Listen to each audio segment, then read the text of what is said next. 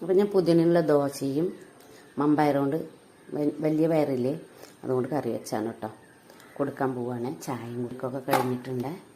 നമുക്ക് ചായ കൊടുക്കാൻ പോവാം.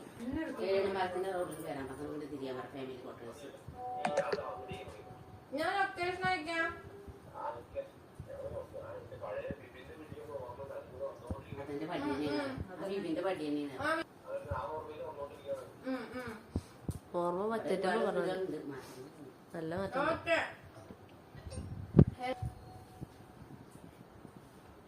നമ്മളെ ബ്രൈഡ് ഭക്ഷണം കഴിക്കണം.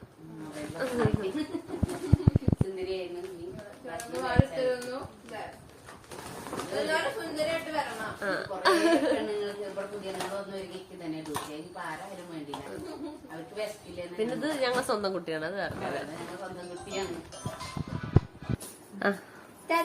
Bye bye. അമ്പലത്തിൽ വെച്ച് കാണാം.